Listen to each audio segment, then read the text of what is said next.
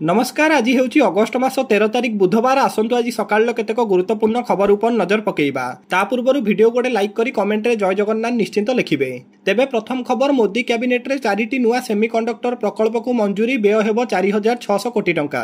बड़ सूचना दैचंती केंद्र मंत्री अश्विनी वैष्णव। ओडिशा रे प्रतिष्ठा हेबो 2टी सेमीकंडक्टर मैन्युफैक्चरिंग यूनिट। केंद्र कैबिनेट अनुमोदन नै केंद्र मंत्री अश्विनी वैष्णव सूचना दैचंती सारा देश रे 4टी सेमीकंडक्टर यूनिट पई मंजूरी मिलिची। नुआ 4टी सेमीकंडक्टर यूनिट 4600 कोटी टंका व्यय हेबो। ओडिशा, पंजाब और आंध्र प्रदेश रे आउ 2टी सेमीकंडक्टर यूनिट प्रतिष्ठा हेबो।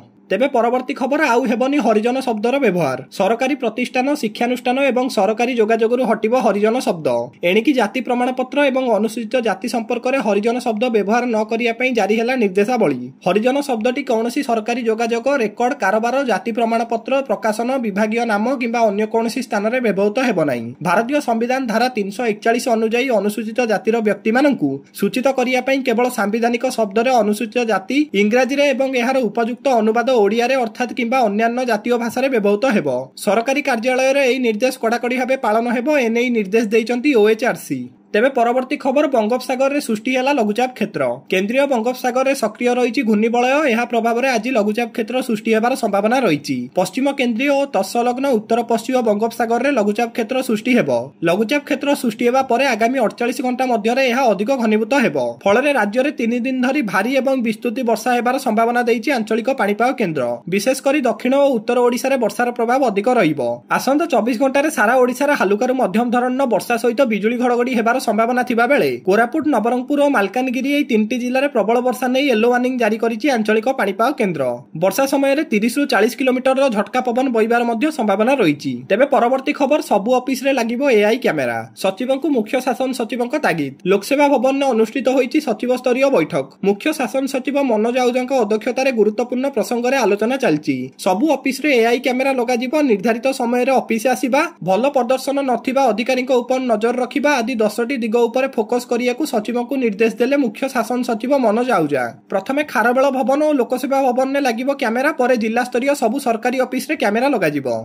तेबे परवर्ती खबर, संसद रे पुणी विरोधी हंगामा। भोट चोरी अभियोग नहीं इंडिया मेंट पक्षरु आज संसद बाहर प्रतिवाद देखिया मिली। इंडिया ब्लॉक रो नेता माने भोटर जालियाती मामला को नहीं विरोध जारी रखिचंती। सांसद माने मिंटा देवी नाम लेखा टी शर्ट पिंधि प्रतिवाद करथिबार देखिया मिली। मिंटा देवी नारे नकली भोट बाहरिया परे याकु नहीं नियारा ढंगरे प्रतिवाद करुचंती कांग्रेस एवं विरोध दल नेता। आज प्रतिवाद बेले कांग्रेस सांसद प्रियंका गांधी, भद्रा सोनिया गांधी, मल्लिकार्जुन खड़गे सहित शिवसेना उद्धव गोष्ठी आप सांसद मानकु देखिया मिलिथिला।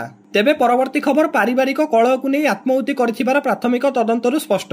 बरगड़ गाईसिलट 13 वर्षीय नाबालिका आत्महत्या घटनार सत खोजुची पुलिस। गतकाली नाबालिका जनक निया लगाई पोड़ी जाइथिया बेले बुल्ला भीमसार रे चिकित्साधीन अवस्था तांकर मृत्यु होइथिला। तेबे पारिवारिक कलहरु नाबालिका जनक आत्महत्या करिथिबा नै प्राथमिक तदंतरु जणा पड़िछि। एनै सूचना दैचंती उत्तरांचल आईजी हिमांशु लाल। एई आत्महत्या पछरे आउ कोन रहस्य रहिछि ताकु नै पुलिस तदंत जारी रखिछि। तेबे परवर्ती खबर, पुणी चीन न चालाकी एलएसी निकट रे करुछि रेल प्रकल्प। चीन सरकार सिनजियांग प्रदेश को तिब्बत सहित जोड़िया पई बड़ रेल प्रकल्प आणुचंती, जहार किछि अंश भारतर LAC line of actual control निकट रे जीवो। एही प्रकल्पर निर्माण एवं परिचालना पई सिनजियांग तिब्बत रेलवे कंपनी हाथकु नेइछि। प्राय $13.2 बिलियन रेलवे प्रोजेक्ट रे खर्च हेबो। 2035 सुधा प्रकल्प सारियाकु लक्ष्य रखिछि चीन। तेबे परवर्ती खबर, भारत उपरे टारिफ, रुषिया उपरे प्रहार। अमेरिका राष्ट्रपति ट्रम्प दाबी करचंती रुषिया तेल किनिया पई भारत उपर लगा जाइथिबा 50% टारिफ रुषियार अर्थनैतिक अवस्था को बड़ आघात देइछि। व्हाइट हाउस रे एक सांबादिक सम्मेलन ने ट्रम्प कहिचंती टारिफ जोगु रुषियार अर्थनीति बेस प्रभावित होइछि। जुलाई 30 रे भारत उपरे 25% एवं अगस्त 7 रे अतिरिक्त 25% टारिफ लगा जाइथिला। भारत याकु अन्याय अनुचित बोली विवेचना करिछि। ट्रम्प रुषिया राष्ट्रपति व्लादिमीर पुतिन को अगस्त 15 रे अलास्का रे भेटिबे एवं यूक्रेन युद्ध समाप्त पई आलोचना करिबार योजना रहिछि। तेबे परवर्ती खबर, एकाथरके 1400 टंका ह्रास पाइला सुनार दर।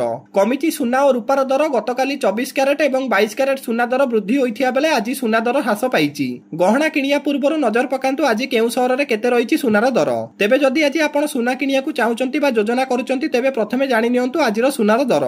आज भारतीय बाजार रे 24 क्यारेट सुनार मूल्य रहिछि 1,01,400 टंका। सेहिपरि 22 क्यारेट सुनार दर 92,950 टंका छुइछि। सेहिपरि राजधानी भुवनेश्वर रे 24 क्यारेट सुनार मूल्य 10 ଗ୍ରାମ ପିଛା 1,01,400 ଟଙ୍କା ରହିଥିବା ବେଳେ 22 କ୍ୟାରେଟ ସୁନାର ମୂଲ୍ୟ 92,290 ଟଙ୍କା ରହିଛି। ତେବେ ଶେଷ ଖବର, ଲୋକସଭାରେ ଜାତୀୟ କ୍ରୀଡ଼ା ବିଲ୍ ପାରିତ।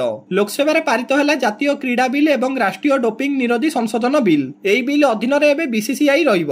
କ୍ରୀଡ଼ା ମନ୍ତ୍ରୀ ଗତକାଲି ଲୋକସଭାରେ ଏକ ବିଲ୍ ପ୍ରସ୍ତାବ ରଖିଥିଲେ। କ୍ରୀଡ଼ା ଜଗତରେ ଏକ ନୂତନ ରୂପରେଖ ଆଣିବା ପାଇଁ ଏହି ବିଲ୍ଟି ସହାୟକ ହେବ।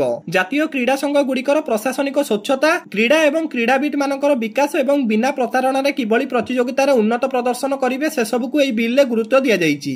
ଦର୍ଶକ ବନ୍ଧୁ, ପ୍ରତିଦିନ ଗୁରୁତ୍ୱପୂର୍ଣ୍ଣ ଖବର ଜାଣିବା ପାଇଁ ଆମ ଚ୍ୟାନେଲକୁ ନିଶ୍ଚିତ ସବସ୍କ୍ରାଇବ କରନ୍ତୁ। ଜୟ ଜଗନ୍ନାଥ, ଧନ୍ୟବାଦ।